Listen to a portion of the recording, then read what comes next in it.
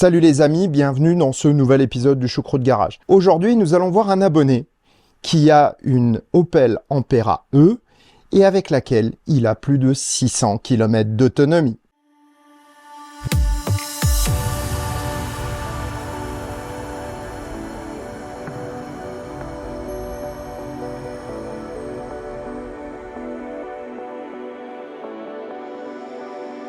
Si ça te plaît, mets un pouce vers le haut et commente. Si ça te plaît beaucoup, abonne-toi. Et si ça te plaît vraiment beaucoup, dis-le partout. Merci. Avant de commencer l'épisode, petit message du Tesla Owner Club France. Le Tesla Owner Day est de retour le samedi 7 octobre 2023 dans un lieu inédit et avec une nouvelle formule, au château de Savigny-les-Beaunes.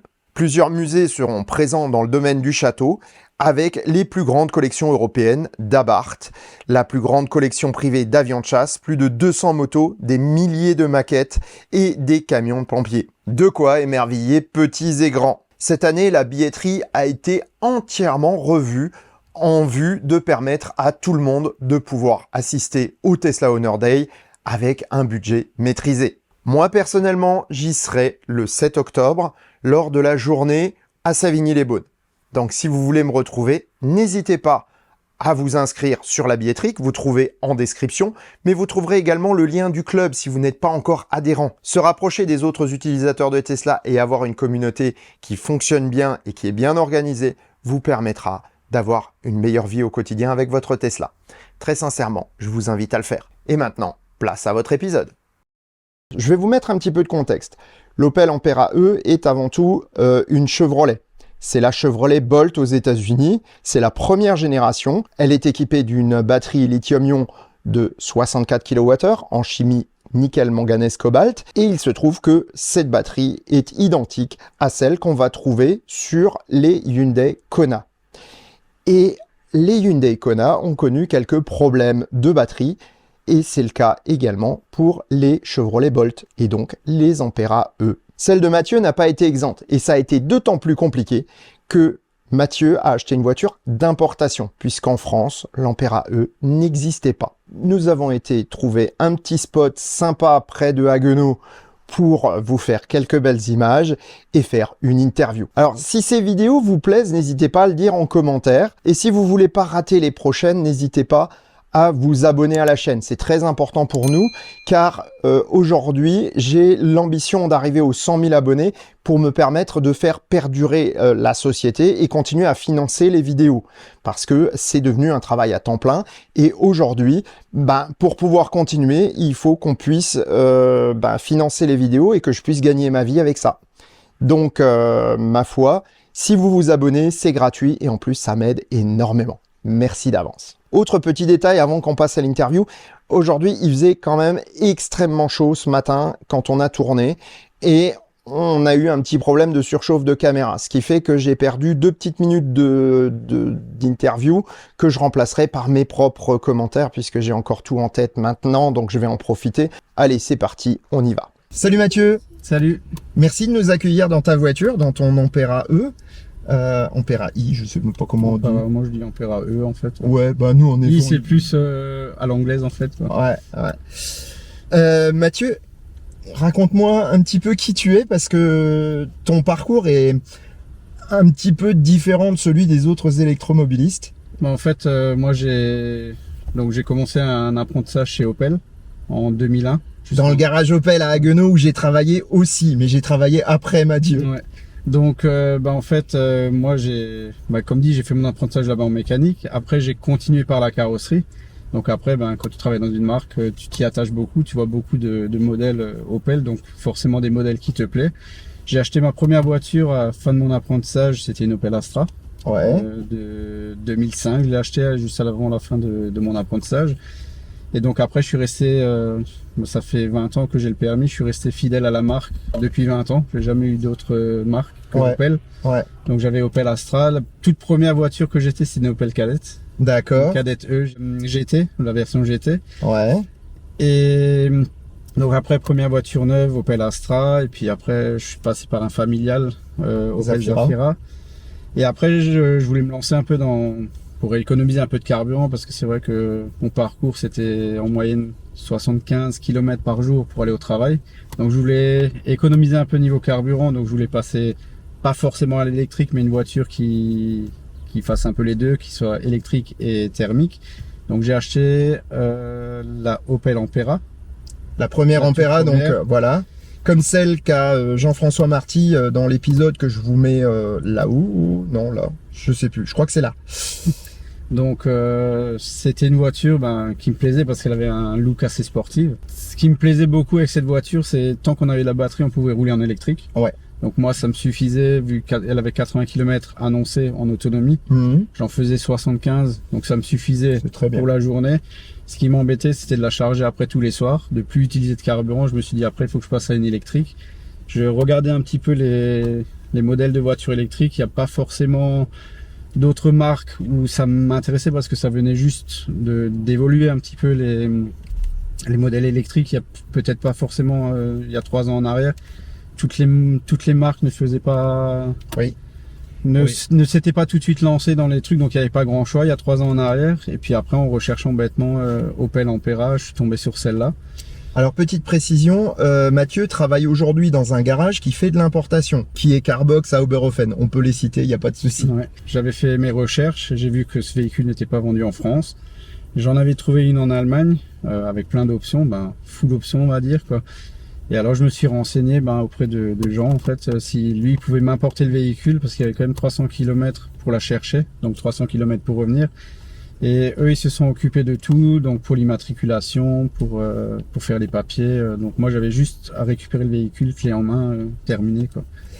Et justement, donc là, très rapidement, tu as quand même eu un rappel qui était un petit peu problématique. Oui, je l'avais à peine acheté qu'à un moment donné, en cherchant un petit peu des vidéos pour voir un peu toutes les fonctions qu'avait ce véhicule, je tombe sur une campagne de rappel qui était le remplacement de la batterie. Enfin, peut-être pas forcément tout de suite au début le remplacement, mais des problèmes avec la batterie. Alors, c'était lié aux incendies qui ont eu lieu sur les Chevrolet Bolt aux États-Unis, qui est la même voiture que celle-ci, et au Hyundai Kona. Voilà, donc en fait, au début, ce rappel, moi je me suis un peu renseigné chez Opel pour savoir effectivement, donc c'était bien un rappel pour brider la charge, pour pas aller au-delà de 90%, donc qui réduit 10% de la capacité qu'on pouvait utiliser. Ouais. Et donc, on m'avait conseillé de faire cette mise à jour, mais il n'y avait pas de remplacement. Ils ne savaient pas si vous voulez remplacer les cellules qui étaient défectueuses ou la batterie au complet. Donc, moi au début, j'ai pas pris ce truc trop au sérieux. Je me suis dit, j'ai un petit peu laissé. Et le jour où on en entendait plus parler de ce problème-là, donc je voulais prendre rendez-vous chez Opel à Haguenau. Donc, malheureusement, ils ont pris mon véhicule en charge. Et quand j'ai récupéré mon véhicule le soir, ils m'ont dit on peut pas intervenir sur le véhicule parce qu'ils n'ont pas les formations pour. Malgré qu'ils vendaient déjà la Corsa E, mais ils n'ont pas les formations pour ce véhicule-là, quoi. Donc Mathieu était un petit peu dans l'impasse, mais très rapidement, il a trouvé une solution en allant chez Opel à Rastatt. Parce que à Rastatt, ils avaient vendu ces voitures-là, ils étaient formés et ils ont pu lui faire le diagnostic. Ce qui fait que, dans un premier temps, ils lui ont fait une mise à jour qui a réduit de 10% la capacité de batterie. Pourquoi faire ça? Eh bien, tout simplement parce que on savait qu'en limitant de 10%, il y avait quasiment plus aucune chance qu'il y ait d'incendie dans la batterie de l'Ampera E de Mathieu. Et d'ailleurs, toutes les Ampera E, toutes celles qui avaient ce genre de problème ont eu cette petite modification. Contrairement à Hyundai qui a décidé de ne remplacer que les batteries problématiques, eh bien Chevrolet a décidé de changer systématiquement toutes les batteries. Et Mathieu a donc reçu une toute nouvelle batterie il y a quelques semaines qui désormais est de nouveau garantie 8 ans. Et ça, c'est génial parce que du coup, il se retrouve avec une voiture quasiment neuve. Autre chose intéressante, il a retrouvé 100% de la capacité de sa batterie, à savoir 62 kWh efficace. Et là, c'est aussi intéressant parce que en utilisant un véhicule en urbain et en périurbain avec un moteur à aimant permanent, eh bien, son efficience est maximale. On a une configuration tout à fait classique. On a vraiment l'impression d'être sous le capot d'un Meriva avec juste ici un moteur électrique à la place du moteur thermique. Et donc là, on a du 204 chevaux. 204 chevaux, ouais, c'est ça. C'est marrant parce que... Ah oui, non, il n'y a qu'un seul bocal de refroidissement. Ah non, il y en a deux. Il y en a 3. On a ici, ici et ici. Alors pourquoi 3? Un pour le chauffage, parce que ça fonctionne avec une pompe à chaleur. D'accord. Donc un autre pour le moteur, tout ce qui est moteur et boîte de vitesse. D'accord. Et le troisième pour la batterie? Et le troisième pour la batterie, ouais. C'est bizarre de l'avoir fait comme ça. Hein. Ouais. Parce qu'en général, maintenant, ils essayent de réduire à 2, voire à un seul. Hein. Ouais.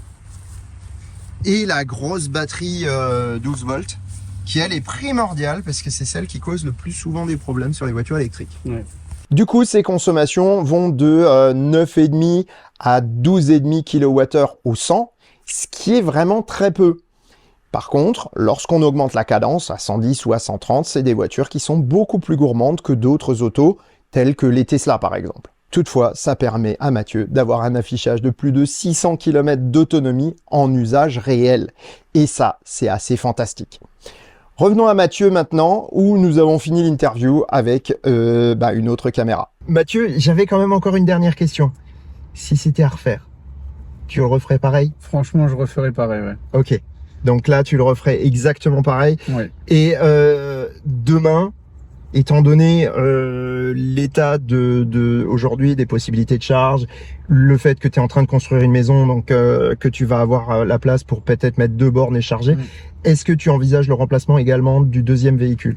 On y a déjà pensé, ouais, mais là, on ne sait pas encore vraiment dans quelle marque se retourner, quoi. D'accord. Donc comme dit, il y aura peut-être une deuxième voiture électrique un de ces jours dans le garage à Mathieu. Mathieu, merci beaucoup. Merci d'avoir accepté cette interview et de m'avoir donné des informations tout au long des années qu'il a le véhicule. En fait, il m'a envoyé régulièrement des informations et des images par rapport à ce qui se passait au niveau de la batterie, etc. Il fait partie des gens qui m'informent régulièrement sur leur situation personnelle, ce qui me permet au final d'avoir des informations globales sur un modèle ou sur une batterie, sur un type de problème. Donc merci Mathieu. Et surtout que cette voiture n'est pas connue chez nous en France. Voilà, tout à fait. Mathieu, à bientôt pour un prochain épisode peut-être, avec peut-être une nouvelle voiture, et puis à bientôt tracteur. Salut monsieur. Bon allez, sur ces bonnes paroles, je vous souhaite bonne route et vous dis à bientôt pour un prochain épisode du Choucroute Garage. Portez-vous bien. Ciao.